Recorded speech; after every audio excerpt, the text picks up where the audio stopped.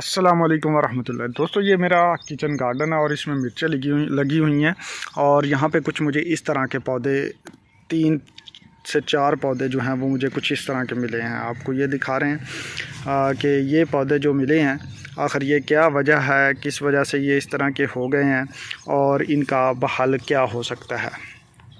तो दोस्तों, ये इस तरह के पौधे आम तौर पर ये जो इनिशियली इस स्टेज पे हैं इनमें वायरस का अटैक है। ये चिली लीफ कर्ल वायरस है, आप कह सकते हैं कि मिर्चों का पत्ता मरोड़ वायरस इसको उर्दू में आप कह सकते हैं। हाँ, इसमें कुछ लोग कहेंगे कि ये थ्रिप्स की वजह से इस तरह के होते हैं, लेकिन थ्रिप्स की अलामात थोड़ी सी डिफरेंट होती हैं। एक तो उसमें बैक साइड पे शाइनिंगनेस होती है इनके लीव्स की, और दूसरा उनमें जो है मोज़ैक के थोड़े से सिम्टम्स इस तरह के नहीं होते।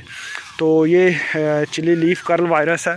जब भी अगर इनिशियल स्टेज पे इन्फेक्टेड प्लांट आपको नज़र आते हैं, इस तरह के बीमार पौधे, इब्तदाई तौर पर 2-4 पौधे अगर आपके खेत में नज़र आ रहे हैं तो उनको फ़ौरन से जो है वो अपरूट कर दें। जिस तरह से मैंने ये अब अपने खेत में से इनको निकाल दिया। अपरूट करने के बाद इनको या तो जला दें या फिर कहीं ज़मीन में दफन कर दें, चूँकि वायरस इसमें है। और इस बीमार पौधे से जो है ये वायरस आगे वाले सेहतमंद पौधों में जो है वो ट्रांसफ़र होता है वाइट फ्लाई के ज़रिए, ये जो सफ़ेद मक्खी है।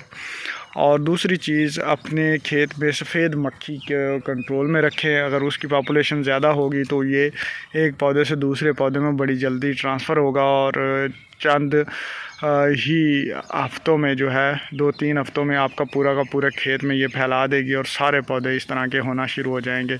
इससे पहले कि आप अपने खेत से पैदावार लें, ये पूरा का पूरा खेत इस तरह का हो जाएगा और फिर बहुत ज़्यादा नुकसान हो सकता है।